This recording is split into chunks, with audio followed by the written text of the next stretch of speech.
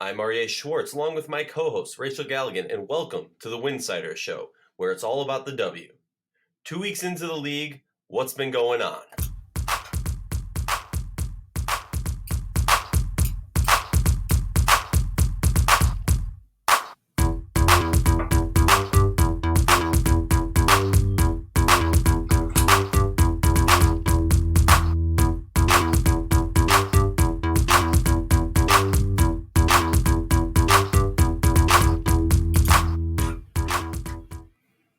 Aces are 0-2 with Liz Cambage playing. The Minnesota Lynx are without 4 starters from last year, and they are undefeated at 3-0. And do not forget about the Indiana Fever. They are 1 game out of first place. We're 2 weeks into the WNBA season of 2019, and things are crazy.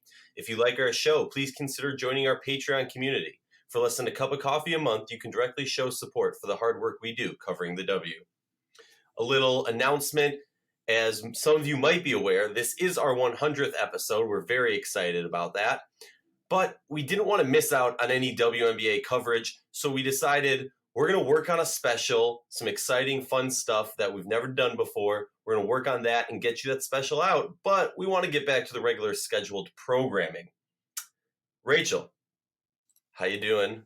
What's going on? What's in the mind of Rachel now that we're 2 weeks into the WNBA season? I'm not going to point fingers, but there's a certain person who happens to be my co-host on the podcast who was all about this Liz Cambage trade and Vegas just being dominating, and not working so far. Are you throwing shots at me this early? I mean, when I have the ammo, I gotta use it, you know.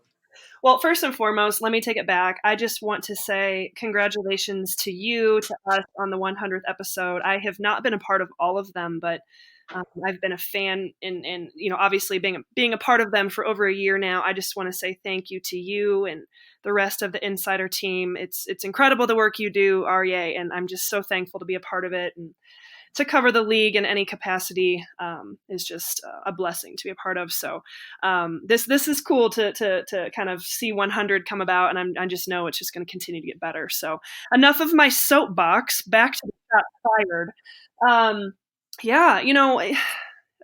I'm going to say it 1,000 times on this episode about how early it is in the season.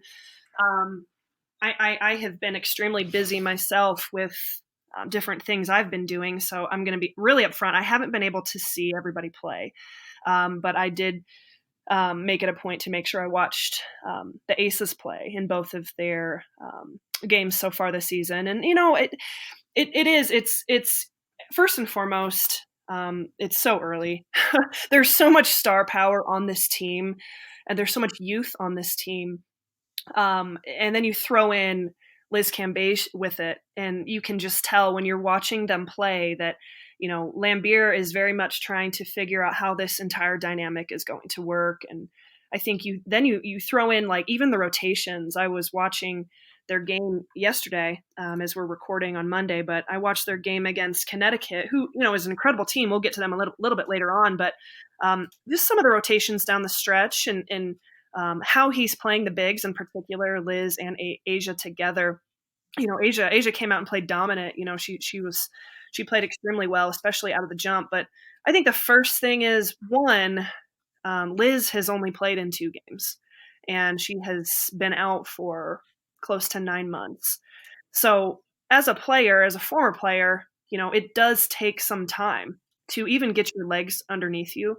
To get that feel of being back out on the court and, even running up and down, getting the ball in your hands, what to do with it. So that's just the first element is Liz, even being out on the court, who's still under a minutes restriction at this point.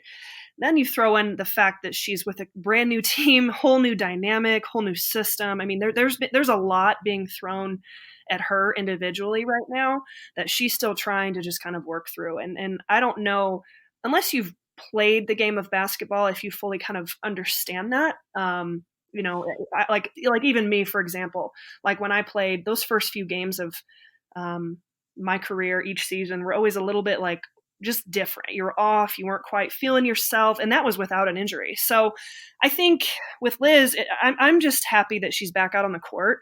It's going to take some time, though, for her to even get comfortable within herself. I think we started to see it a little bit in the Sun game, where she had the and one and she was kind of, smack talking a little bit and doing Liz Cambage type of showboat things that give you the sense of she's starting to kind of get back into her own game a little bit, but she's not fully there. Let's be honest. And then just from the rotational standpoint, I mean, there's just so many weapons on this team. How do you play them all together? And I was really impressed with Hamby.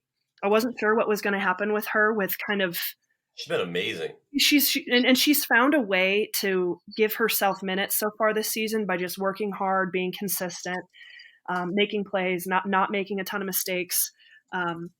You've got Jisoo in there who's getting some minutes here and there. And obviously the dynamic of Liz and Asia is very interesting. We could get into the topic of, come crunch time, who gets the ball in their hands. I was analyzing how Lambier was even trying to play them together from a high-low standpoint. And was Liz going to be more on the block? Was she going to be out on the perimeter? Kind of what they were doing with her. Even then, it still feels like they're trying to figure that out. The only thing I can tell at this point is, when they are in together, Liz and Asia, even anyone else really, when Liz is in the game, ball goes into her, they are doing a 4-player dive, which is great action. A lot can happen out of that. It makes sense. But I'm curious because Liz is coming from a system in Dallas where everything was focused on her. She was getting touches what felt like every time down the floor. Well, that may not necessarily be the case here with Las Vegas. And one, how she responds to that through the course of this season is going to be very interesting. Two, how they decide to use her from an offensive standpoint as she is getting more minutes, and you would assume eventually inserted into that lineup. Where does the ball go? Is she going to get as many touches as she did in Dallas? And how is she going to handle that if she doesn't? I'm not sure. So there's a lot of question marks still. I'm by no means freaking out about the Aces.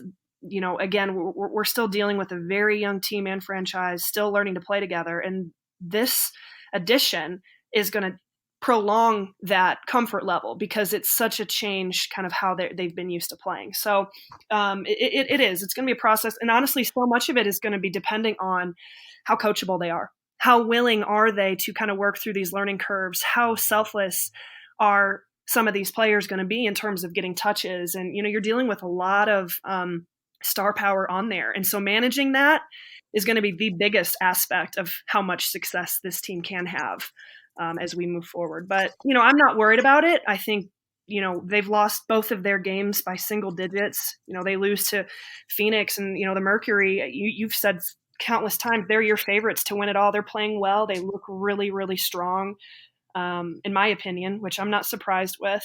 And then they lose to Connecticut, who's playing extremely well as well. So they've lost both those games. They've been in it. They've given themselves chances. But, with the Aces, especially against Connecticut, I feel like it's not to take away from the Sun, but the Aces really shot themselves in the foot with just the turnovers, and it was everybody across the board from the guard play down to, down into the post. And Liz is a tremendous passer when the ball is in her hands.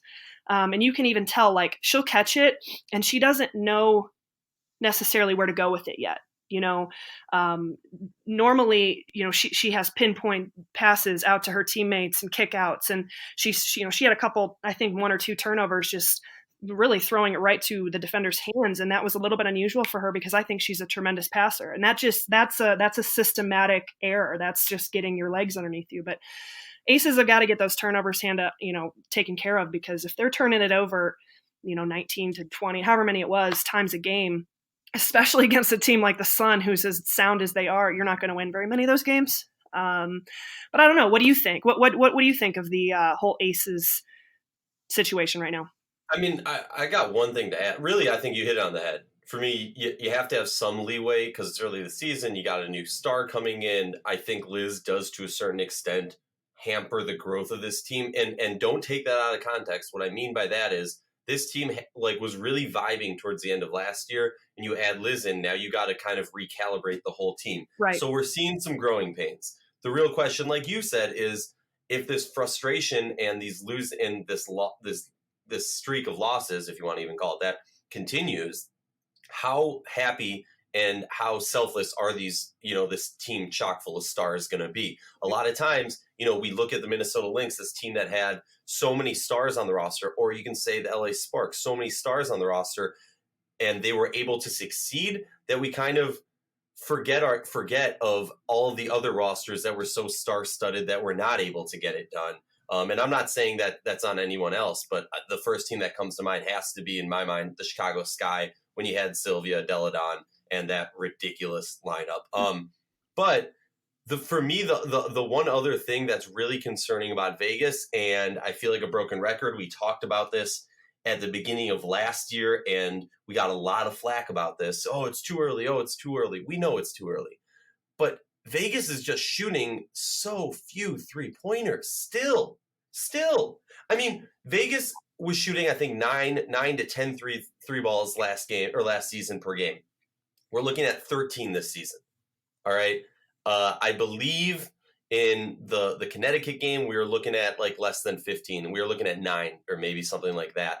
We saw them, they were down by 6 with a few seconds left in the game, and they're taking deep twos.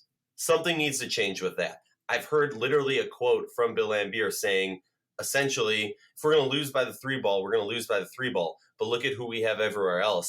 That shouldn't be an issue. We should never lose by the 3 ball. And I'm not down with that. I'm just not. I'll leave it at that. It doesn't bother me as much as it bothers you, because they have an ability to score. Now, what I will say, like Kelsey Plum, got some really, really good looks yesterday. She's got to be able to knock those down, like wide open looks. Mm-hmm. And she's really come along with her career. And I would assume that, as the course of the season goes on, she'll continue to. But, it's those types of shots that they've got to be able to knock down. But I'm not so concerned, like teams that live and die by the 3 ball is scary to me. But when you've got an interior scoring threat in A'ja Wilson and Liz Cambage, I mean, probably the last thing I'm worried about is going to be the 3 ball. But it brings up the point of you've got to be able to knock down open shots, because what are teams going to do? They're going to focus on the interior. So being able to knock down those shots and at least make teams truly guard you out there or attempt them, is going to open up opportunities for A'ja and Cambage just by nature. So I do get what you're saying, but I'm not overly concerned with that aspect of it. And I don't know the numbers from here, how many they were shooting a game versus what they've shot these 2 games, but I think we'll see more 3-point shot attempts, especially as the season goes on. And if they do decide to run more of their offense through Liz and getting her a touch, every other possession, every 3 possessions, she demands so much respect on the block from the defense. And she does pass really well out of those traps that she can kick that out to the weak side for a great shot, a lot of times. Well, that's what I'm saying. Because that, like, having the combo of Liz and A'ja down low, and then look at the shooters they have, this has got to open up stuff for them. And it's frustrating for me, it's frustrating that you don't see it more as an active part, like not live or die by the 3. But if there's ever a team that could like add the 3 ball to their repertoire and it's just like the cherry on the sundae, sure, that's got to be them because of who their star power is. Mm-hmm. Mm-hmm. So, well, enough talk about offense. Let's move on to a team that is leading the league currently. I know it's early, 3 to 4 games, 2 to 4 games into the season if you are, but the Minnesota Lynx are number 1 in the league, 3-0. Is this a rebuild or for real? This defense is for real, Rachel. This defense is for real. A lot of people question that. They're playing amazing. We're seeing historic numbers from this defense. But my question for you, and I'm not going to ask you to, I think with the Lynx, it's a little bit too early to start diving into the X's and O's and stuff like that. Something that I've noticed from the Lynx that's kind of been a frustrating thing that commonly happens to the Lynx is a good defensive showing, and come around late 3rd quarter, all of a sudden they just can't score. And 4th quarter, it kind of continues. Now, what I want to ask you is with your coaching hat on, your player hat on, your dual personality hat on, is this something that it's as simple as, every once in a while you're going to hit a cold streak, and it just happens to be that this is happening to the Lynx at a bad time? And I mean, because if you look at a lot of the games they've played so far this season, in the fourth quarter, the teams, they had like double-digit 15, 20-point leads around, and the teams were able to irk back in and make it a game come late. What's going on? What's your mindset? What do you look at when you It's hear that? probably too early to say that, that this is a trend. I mean, it obviously is something that's happened these first 3 games of the season. Whether it's an issue of, you kind of let up on the gas, offensively, maybe, you go cold. They've each year your identity is different as a team. Even if you've got the same players, which we know the Lynx don't have the same players in any stretch, but even a team that has returners, each year you have a different type of identity. How we're a team that we're coming out at halftime and we lull. Some teams are like that. Some teams come out of the chute and they come out really hot. So this could be something that the Lynx. And it's interesting that you picked up on that, in the fourth quarter offensively struggle to make plays or hit shots. And, who knows, maybe it's a rotational thing. Maybe it's a minutes thing. Maybe it's Coach Reeve working on, like I said, maybe rotations. Who knows? I'm not sure at this point. Well, I have not been able to watch a ton of the Lynx so far this year, just based on my schedule. But I know that I'm not surprised. I mean, goodness, there's some serious talent on this team, and you've got some players like Odyssey Sims, who's got an opportunity to kind of start fresh, if you will, and you've got obviously Sylvia Fowles is MVP type caliber player we have talked about in history. But I think the biggest aspect of the Lynx is not to necessarily be surprised. This is a very well coached team. They always have been. This is a team that's got a breath of just fresh air amongst their entire roster. They're probably really excited. You've got a team that's really eager to learn, anxious to understand the system, what they're getting themselves into, a fresh start. So they're playing well. They're playing well together. They're playing hard. And honestly, you brought up the biggest part and why they're winning is defensively. And if they can keep that up, they're going to be in the conversation. And I think this is the Lynx team that's going to be in the top 3 in rebounding. I think they're right up there with Connecticut right now so far in the season in terms of their ability to rebound. And they should be, with who they've got on the team. But from the offensive standpoint, we're gonna have to see, is this a team that struggles in the fourth quarter to, make shots? Is this a team that lets their foot up off the gas? I'm not sure. Like I said, I just think it comes down to each team. Every year has a different identity and kind of how they go about the course of their season. And I'm sure Coach Reeves, addressing that probably as we speak. Talk to me about this. I know it's your hometown team. Chicago Sky beat the defending champions in the Seattle Storm in Chicago. And beyond the win, Coach Wade's first win, congrats. And I mean, the thing that's really been pulling a lot of headlines is Samuelson not playing. What's your reaction when you see that? They pull off the win. You got 25 from Quigley, 21 from DeShields, 10 from Vandersloot. Dolson was 6. But what are you feeling when you see that? A quick thought. I mean, it kind of goes back to my reaction of the draft. If you want me to just be completely blunt, I was surprised by the selection. It's nothing against Samuelson and her skill set whatsoever. It's just with Chicago and their roster and what they have, I didn't understand that pick from the beginning. And so I'm like, where does she fit in this equation? With Diamond and Gabby and I was having a very hard time wrapping that out of the draft. That was like my jaw fell to the floor when I heard they were picking Samuelson.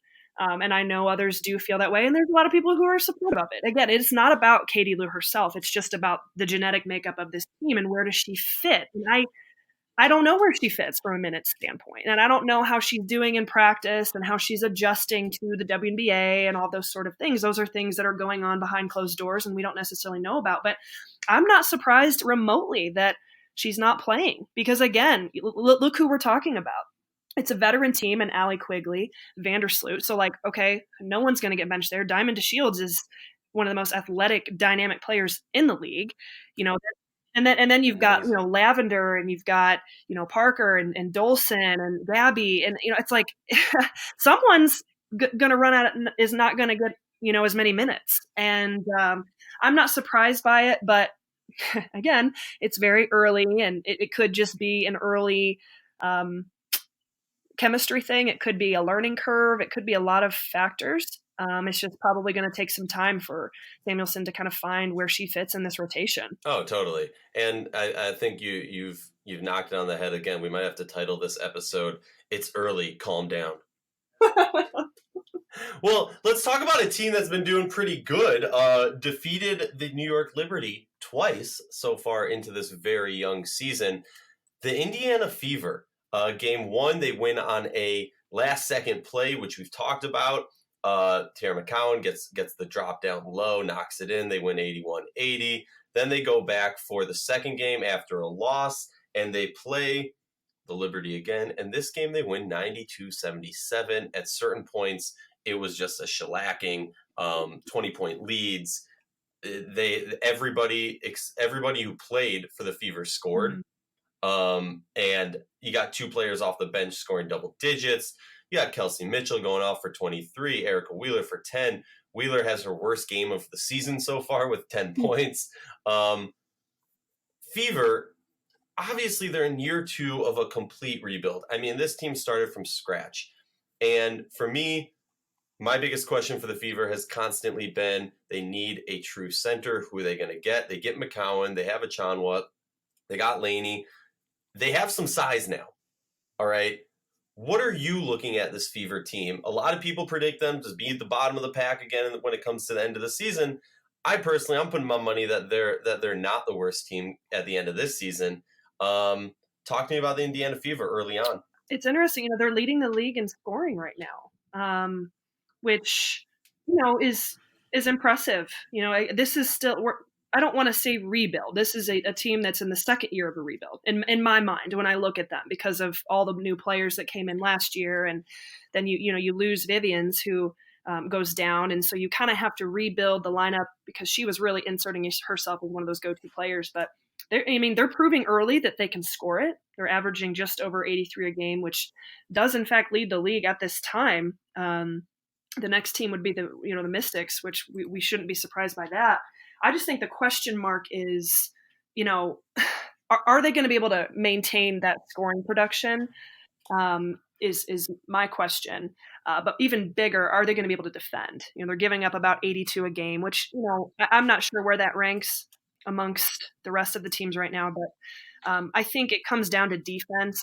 And are they able, especially in the second half, in that fourth quarter? We saw it last year where teams would really they have a lead and teams would really go off in that fourth quarter and kind of take it back from them. But right now they're showing that they can secure games, across the board. So I mean, I'm happy for the Fever. I'm excited for them. I'm excited to watch them against another opponent. That's not a knock on the Liberty, but getting them up against more competition this week is going to be good to kind of really understand. They'll play Dallas next on Friday.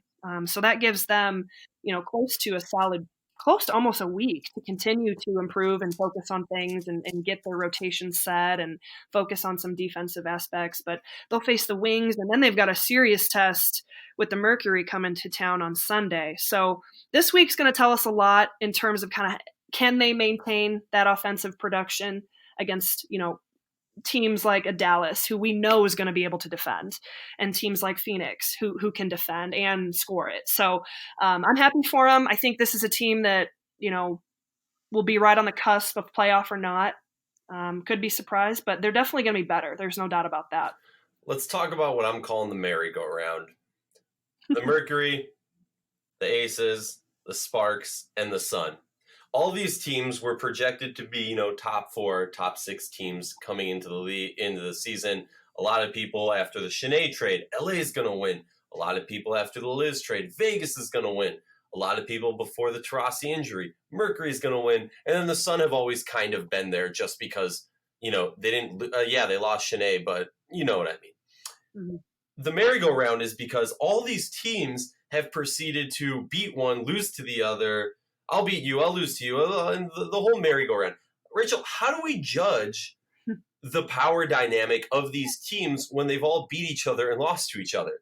Because for me, I look at LA, and they go up against Vegas in that game, and great game, goes down to the wire, exciting, great. saw a lot of issues with LA's system. You see LA go back home, beat Connecticut in one of the not sloppiest necessarily, but just ugliest games I've seen in a while. I've been going on about this. It was essentially a game of people who wanted to lose. At least that's what it looked like. Mm-hmm. And LA gets the win. Congrats to Derek Fisher on his first win.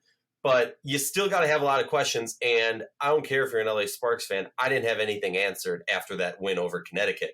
I need to see more from them. And they're going to be playing Connecticut again soon. But now I'm just rambling. Rachel, how do we judge these teams? I know they seriously like turn around and they're playing Connecticut again on Thursday, which is going to tell us a lot too. But I was really impressed with LA. It was not a pretty game between Connecticut and LA, but I was really impressed with the sisters, as everyone's calling it. I mean, they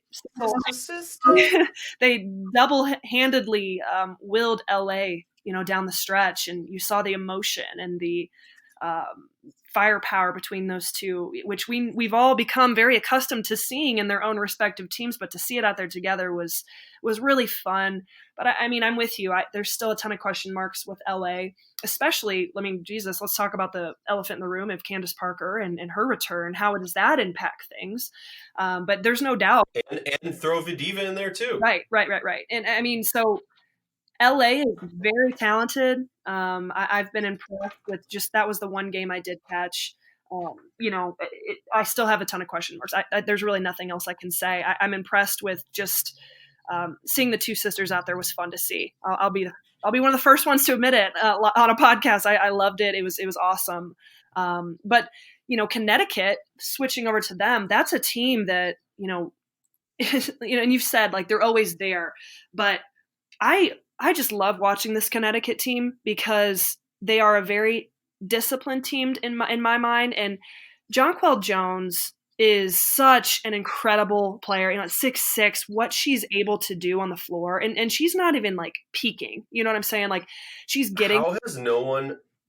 Sorry, I just keep thinking back. If anybody's ever seen the movie The Replacements with Keanu Reeves, there's a player that they just dipped his hands in stickum. And he just caught everything. And that's all I can think of when I see JJ. They're just throwing the ball within like a 20-foot radius of her. And she's just going like go gadget arm and getting these balls. It's insane. Yeah, she's playing really well. And I would even say she's not even close to peaking what she can do, at least in terms of the season. And then like I was talking about Courtney Williams yesterday. I love her. And just the competitors she brings to this Sun team from a scoring standpoint. She's an automatic of a mid-range player. Talk about her and Candace Dupree and from a mid-range standpoint. But Courtney Williams, I mean, we all know at any point she's got the ability to go off for 30. And JJ's, one of the leading scorers in the league right now, right under 17. So it's fun to watch those two play. And then you just continue. I was impressed with Strickland. She shot the ball really well. It felt like yesterday. But this is a Connecticut team that they're gonna play hard. They're gonna defend. They're gonna be able to score it.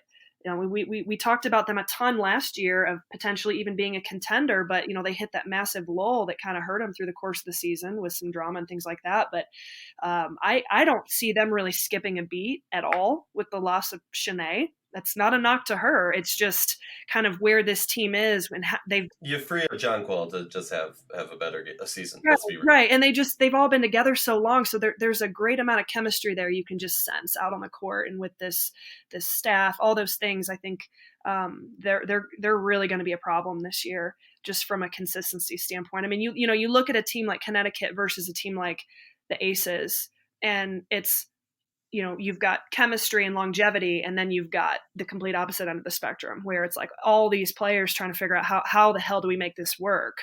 And so it's cool to kind of compare those two, but Connecticut's going to be a problem. They really are. And LA, I'm not saying they're not. I'm just saying, I just want to see more. I want to see how all this dynamic is going to work. You've got a whole new staff. You've got, Candace Parker hasn't even returned yet. So it's just kind of a waiting game to see how they're going to fare, Yeah, LA is an interesting one. And I think a lot of us, as far as, us at Insider, we've been taking a step back to say, okay, we need a little bit more. With everyone else, we know what these coaches are going to do. We know these players are going to do.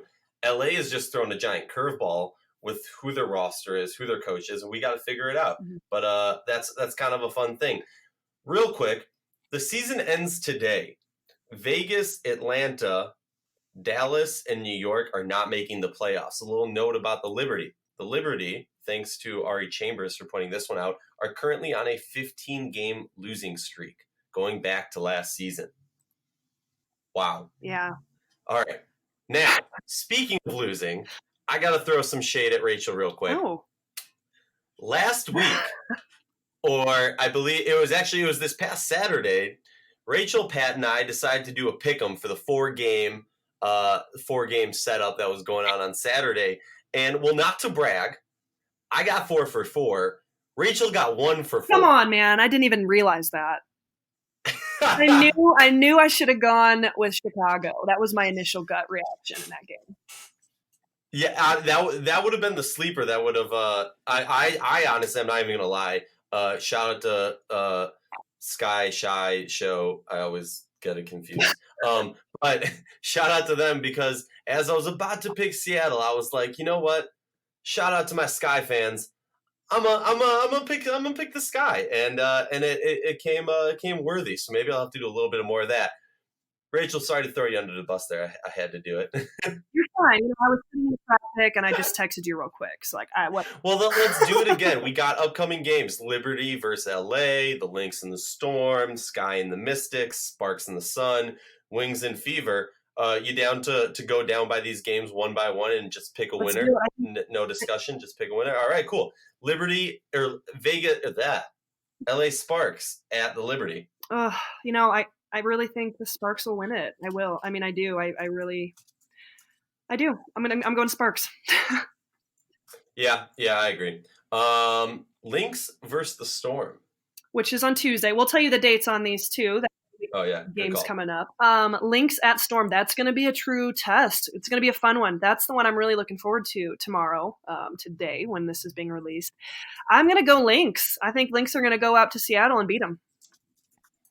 Yeah, I hate to say it. It comes to a toss-up. I'm going to flip a coin. It came up heads. We're going Lynx.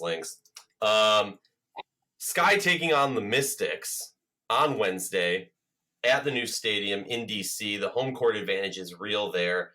Who you got in this game? I think Deladon's going to have about 35. I'm going Mystics. And here's the thing. I hate that I'm agreeing with you so far in the first 3 picks, but I'm going to agree because what I saw the other day when the Mystics took on the Atlanta Dream was Deladon's still not at 100%. It's clear. It's obvious. She's got the brace on. She's not moving, as smoothly. I was interviewing Coach Nikki after the game, and she even talked about it. She went like 30 minutes into the game before she missed a shot. She was just lights out. And her miss was a 3-ball, which, yet again, if Deladon's knees are hurting, 3-ball's gone. I'm going Mystics also. Then we got LA out on the East Coast taking on the Connecticut Sun. Who you got in that game, Rachel? It's going to be just an absolute dogfight, as it usually is. I think the Sun are gonna give them a little bit of redemption. I agree with you, but I refuse to go 4 for 4 agreeing with you, so I'm going Sparks on this one. That has more to do with my hatred. No, my hatred of you. Wings versus Fever. Honestly, I'm excited for this one because the Wings defense has definitely shifted to being a real defense. And hold on, we missed a couple. Oh, we did. Bring it back.